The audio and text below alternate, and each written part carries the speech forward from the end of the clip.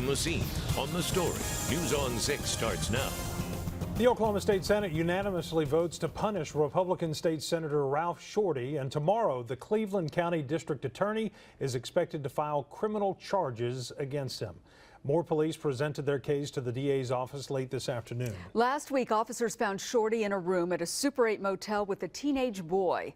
And new tonight, News on 6 has a copy of the police incident report. The teenager's father told officers he saw his son go into a motel room with a man. The father's girlfriend says the teenager has a history of soliciting himself for sex on Craigslist, and that the teen also has a history of drug abuse. Officers say there was a strong smell of marijuana coming from the room. When officers told Shorety to open the door because they knew a minor was in there with him, he told the officers he was alone. When he finally did open the door, Shorety was in the room with the teenager. Shorety said the two were there just to hang out. The teenager told officers he's known Shorety for about a year and that he used to sell marijuana to him. Well, again, the Cleveland County District Attorney is expected to file criminal charges against Ralph Shorety tomorrow. We'll have the latest for you on the air, online, and with push alerts on your phone. Just text 6CONNECT to 79640 for all of our breaking news and weather updates. And this is not the first sex scandal to surface during this legislative session. Fear of retaliation, explicit texts, requests for topless pictures are all allegations made this year against Oklahoma lawmakers.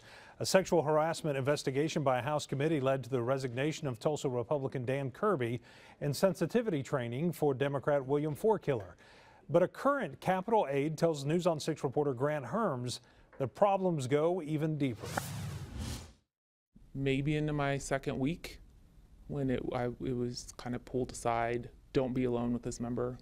Don't be alone with that member. This member will probably try and do this. This member will tell you that. This is Jane. She's a legislative assistant in the House of Representatives. She agreed to speak about the claims of sexual harassment made by staffers with her identity hidden. These claims are frequent unwanted touching, comments on body parts, comments on dreams that that person has had, sexually explicit dreams. Really just awful things. At the time of the sexual harassment investigation into Representative Dan Kirby, Speaker of the House Charles McCall said there is simply no excuse for sexual harassment by lawmakers at the Capitol.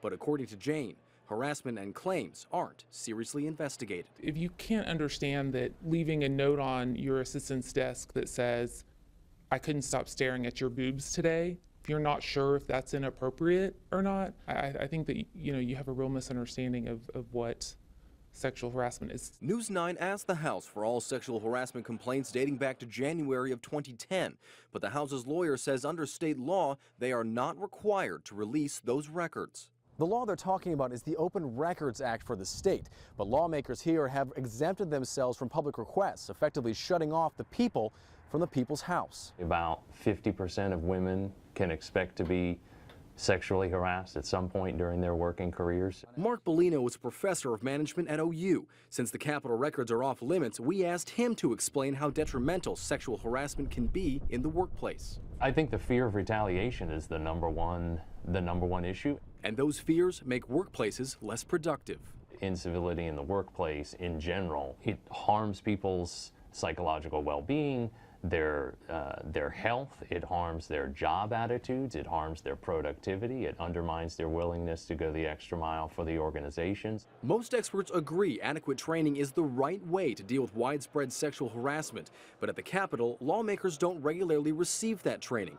While the state guidelines for harassment and reporting it are outlined in one manual, there's no mention of it in the handbook given to assistants. The investigation into Kirby and Forkiller did lead to recommendations that each member take annual training and require the speaker to write specific procedures to deal with sexual harassment. But Jane doesn't know if things will change for the better. I would say amongst a large portion of the members, it's apathy. Amongst the LAs that I've spoken with, it's been cautious optimism that things might change. In Oklahoma City, Grant Herms, 6 Investigates. House Speaker Charles McCall tells us he and employees in Human Resources take sexual harassment complaints seriously. He says he makes sure any claims brought to his attention are thoroughly investigated. We have breaking news to tell you about tonight in Broken Arrow. Christopher Ramsey sent us some video of a fire in Broken Arrow near Elm and Broadway. It appears a house and the grass are both on fire. This is actually a live picture. We'll get to that video coming up in just a moment. You can see firefighters working there. Looks like they've got things put out. Let's show you that video now of that viewer video that was sent in to us. As you can tell, just a little bit earlier this evening, Christopher Ramsey's video shows some flames and quite a bit of smoke coming from that house fire. We don't know the extent of anybody in the house. If anybody was in there or any extent of injuries, we'll bring you more information as it becomes available. New tonight, 3 people had to go to the hospital after a crash in the 600 block of MLK Boulevard. Police say a car headed northbound lost control and crashed into a power pole and then into the intersection where it hit a pickup. At this time, we're told none of the victims' injuries are life-threatening. More earthquakes today near Pawnee. The U.S. Geological Survey reports a 3.2 quake this morning. No injuries or damage are reported, and geologists say damage is not likely in quakes below magnitude 4.0. Back in September, a 5.6 quake, the biggest ever recorded in Oklahoma, rocked that same area. And a nearly 100-year-old building in Cushing will have to come down after its front facade collapsed yesterday. The Lion's Den was one of the downtown buildings damaged back in November in a 5.0 earthquake. Well, here is a live look from the Osage Casino Skycam network of the BOK Center, where right now crews are preparing the arena for nonstop basketball action. Oh, it's a big deal. The NCAA tournament last came to Tulsa 6 years ago. News on 6 reporter Marty Casper is live on the scene tonight. And Marty, what does this tournament coming back mean for the city? Well, first and foremost, this is going to be a big weekend in Tulsa, and not just for basketball fanatics, but really for anyone that just loves the area. The NCAA tournament is a world-renowned event that will showcase the positive change that has come to T-Town. To be able to be in-house when somebody hits a half-court shot to win a game. The excitement is overflowing as the NCAA marches into Tulsa. It looks phenomenal in there. I mean, it's a first scale, first class, setup. Upwards of 50,000 people are coming into town. It's going to be fun, I think, for some of those Kansas fans who were here in 2011 to see this huge change in Tulsa. At Albert G's Barbecue, workers are gearing up for the B-Ball weekend. We've got the best barbecue in town, and we've been here, 25 years. And don't forget St. Patrick's Day fun. How you feeling? We're excited. We're ready for everybody. Of course, we have like the corned beef cabbage special that we do on Fridays for St. Patrick's Day. Getting the NCAA to return has been a city-wide effort. Build it and they will come, and they did. And now it's up to us to show that we're the kind of city that can host these events and do a good job. And leaders hope that starts by showing off all the new improvements downtown. We kind of take it for granted, but the change in this area downtown is dramatic. New shops, restaurants, parks, unique Tulsa experiences. You can get things you can only get in Tulsa, so we're hoping they stay downtown. Like Albert G's, all shops are hoping to shine when the spotlight's on. Whenever you're looking at that basketball court and it says Tulsa across the top, you can't buy that. Especially with $8 million in revenue up for grabs. A lot of that will be reflected in sales tax revenue and things that we're all going to benefit from. Now, I'm told that downtown hotels are nearly sold out. The city is offering free shuttles to help people get around downtown, so once you get down here for the weekend, that will be there for you. Now, while leaders are excited for the visitors, they hope that Tulsans don't miss out on this special weekend, adding that there are still some tickets available. Live on the scene, on the story in Tulsa, Marty Casper, News on 6. Between March Madness and St. Patrick's Day on Friday, you can expect a lot of traffic in downtown. First, Third, and Frisco around the BOK Center will be blocked off, as will 1st and 2nd Streets between Detroit and Greenwood, along with Elgin between 1st and 3rd Streets in the Blue Dome District. And because of March Madness, some of our newscasts will be on at different times. There's no noon show tomorrow or Friday, and the 6 p.m. news will be a half hour earlier both nights. Then we hope you stay up late with us, because News on 6 at 10 is scheduled to start about 11 o'clock or so after the last game ends for the night. And the best part about all these games being on News on 6, you can watch the OSU Cowboys Friday morning starting at 11:15. Well, Native American tribes are wondering what will happen to their health care if Republicans' proposed changes go through. News on 6 reporter Annie Chang is live on the story tonight in Tulsa. Annie? Well, Terry, the proposed health care plan does not even mention Indian health care at all. Some tribes tell me that could be either good or bad for them.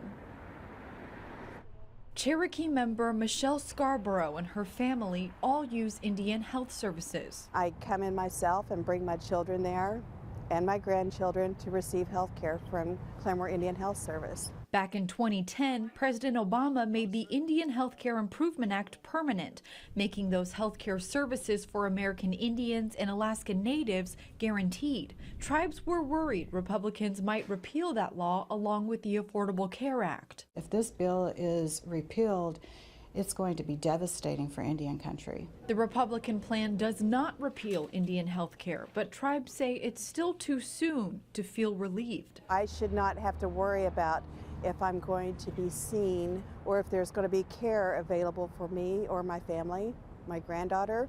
And I feel like that all Indians feel the same way. Even though the Indian Health Care Improvement Act would stay intact in the proposed plan, Medicaid would suffer budget cuts, and those funds are used to reimburse many Indian Health Services resources. The National Indian Health Board released a statement last week saying in part, due to the vital role the Medicaid program plays in fulfilling the federal trust responsibility, NIHB is extremely concerned about the changes the bill enacts to Medicaid expansion. I want them to go and fight for every bit of it and not let up and demand that we have health care. Now, earlier this week, Congressman Tom Cole, who is Chickasaw, introduced a new bill that would protect the Indian Health Care Improvement Act under all circumstances. That bill will now go to the House committees. Reporting live on the scene on the story in Tulsa, Annie Chang, News on 6. Some of the largest pieces of play equipment for the gathering place will be on view next week. 6 large wooden and metal towers will be driven across Tulsa from a warehouse where they've been assembled. They'll be delivered to the park on semis. Along the way, they'll be driven past a school so children can get an idea of what's coming. Towers with a view. When it sits up on its pedestal, will be 62 feet tall. It's at its height. So you'll be able to see over the treetops, just over the treetops, the kids will, and be able to see downtown Tulsa. And by the way, the delivery parade happens next Wednesday morning starting in East Tulsa. That's a fun way to be pretty cool. Yeah, it's a celebration. Well, no rain tonight on the Osage Casino Skycam network, but that could all change by St. Patty's Day. Mike Grogan has your future view forecast in just 6 minutes. And Tulsa police are making dreams come true, how they're helping 200 Special Olympic athletes get to their competitions. And next year at 10, new details about this wild chase and crash near Vera.